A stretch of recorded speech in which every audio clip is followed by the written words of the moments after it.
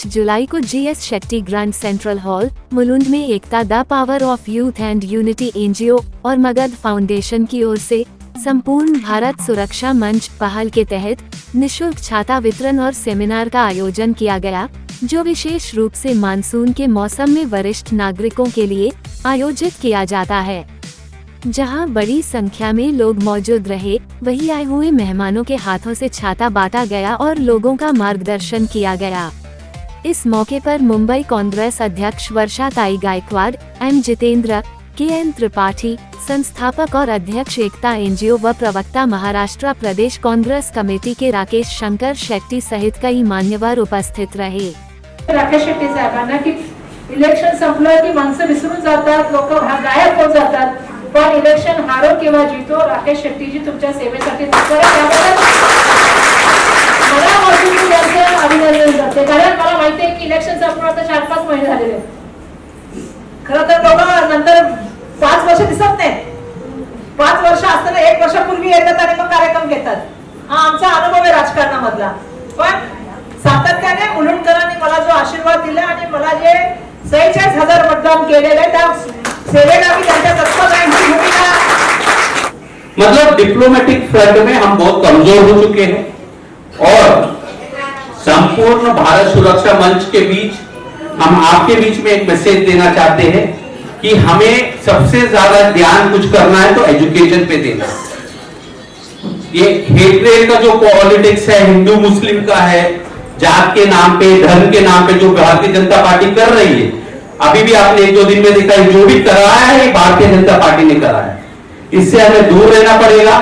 देश में एकता और अखंडता अगर रहेगा तो ही देश प्रगति कर सकता है। मुंबई कांग्रेस अध्यक्ष और यहाँ के सांसद हमारे बहन वर्षा गायकवाड़ जी, हमारे भाई तेलंगाना के नेता M जितेंद्र साहब, मंच पर उपस्थित तमाम महानुभावगण, सामने उपस्थित हमारी बहनें, हमारे भाई एवं साथी,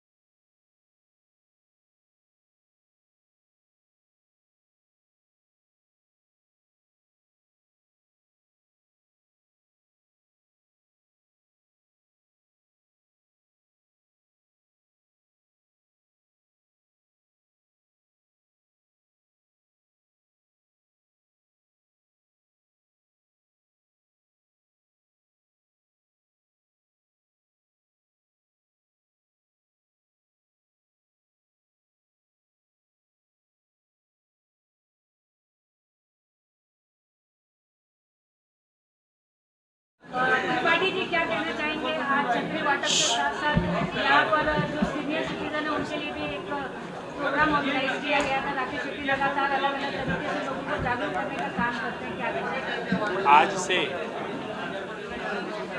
संपूर्ण भारत सुरक्षा मंच, जिसके राष्ट्रीय प्रमुख राकेश शंकर शेट्टी जी हैं, इन्होंने मुंबई से आज से प्रारंभ किया है इसके सेमिनार्स और मीटिंग्स को।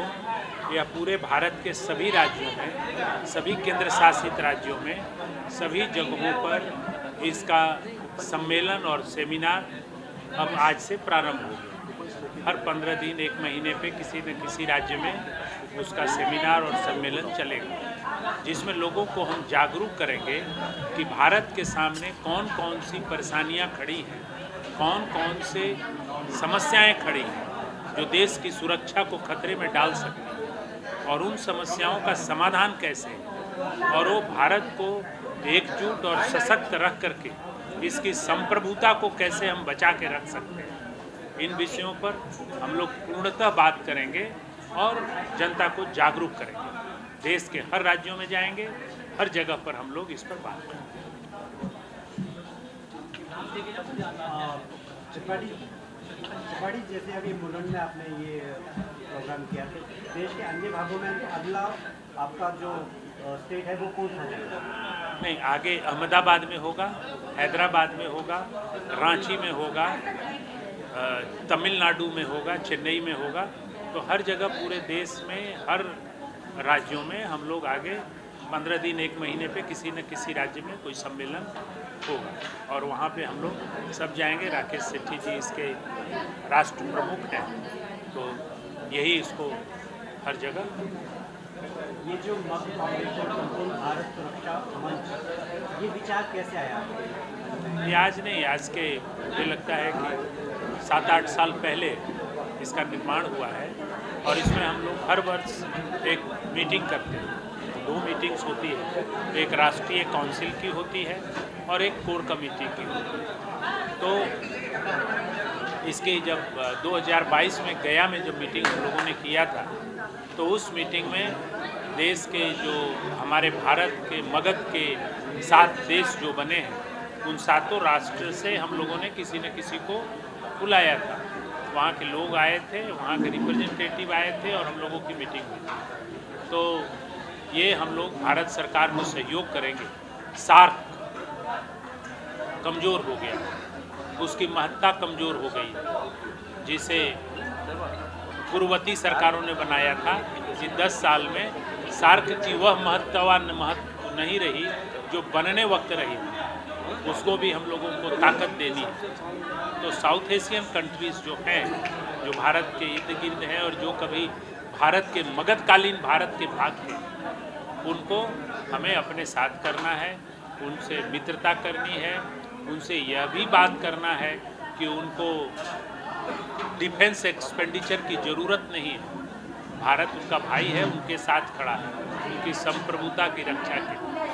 राकेश सर, क्या कहना चाहेंगे? आज छतरी वाटप के साथ साथ सेमिनार भी रखा गया था, जो सीनियर सिटीजन है उनके लिए किस ये प्रोग्राम ऑर्गेनाइज आप लोग कर रहे हैं, क्या मुद्दा है? संपूर्ण भारत सुरक्षा मंच, ये जो हमने प्रोग्राम पूरे देश में ले जाएंगे और मगध फाउंडेशन जिसके अध्यक्ष अभी आपको संबोधित किया KN त्रिपाठी जी, उसी तरह हमारे महासचिव M जितेंद्र जी जो मगध फाउंडेशन के महासचिव हैं, ये पूरे देश में हम लोग सेमिनार के रूप में लोगों को जागरूक कराना चाहते हैं कि किस तरह खराब नेशनल इंटरनेशनल पॉलिसी के कारण आज भारत कमज़ोर पड़ रहा है। आपने देखा होगा युद्ध के समय 5 देश हमारे पीछे नहीं खड़े थे। पाकिस्तान जैसे जो आतंकवादी वहाँ पे पैदा करते हैं, ऐसे देश पे के पीछे 10-10 देश खड़े थे। मतलब हमारा जो फॉरेन पॉलिसी है ये बहुत बड़ा चूक है। इसलिए देश के प्रधानमंत्री को विपक्ष के खासदारों को भेजना पड़ा और पिछले 11 साल में जो आपने 3000 करोड़ रुपया खर्चा किया है और विदेश में इतने घूम रहे, आज भी प्रधानमंत्री देश में नहीं है, कोई छोटा सा देश जिसको हम जानते नहीं वहाँ पे है।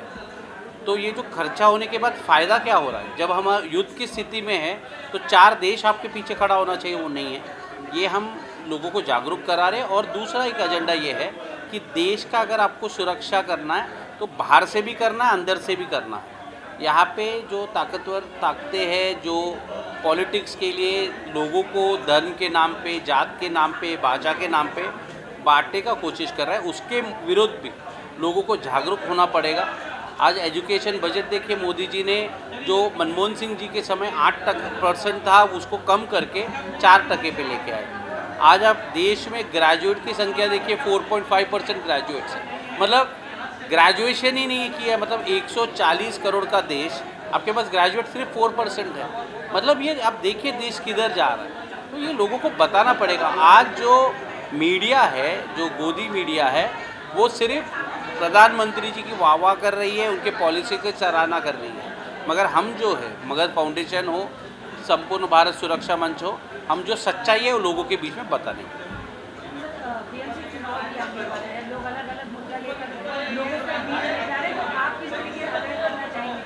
देखिए, आप जैसे जानते हैं कि कांग्रेस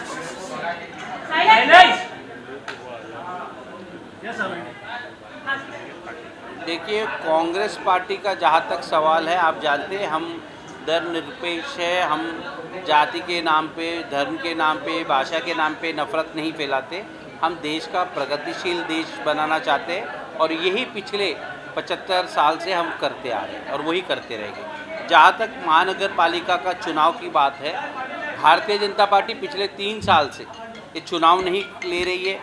कभी कोर्ट में जाकर बहाना कर रही है, मगर मुझे ऐसा लगता है जो इस हिसाब से आज पूरे मुंबई में, महाराष्ट्र में लोग भारतीय जनता पार्टी का डिवाइड एंड रूल जो ब्रिटिश करती थी वो समझ रही है, और एक बहुत बड़ा ताकत मुंबई और महाराष्ट्र में भारतीय जनता पार्टी के सामने खड़ा हो जाए।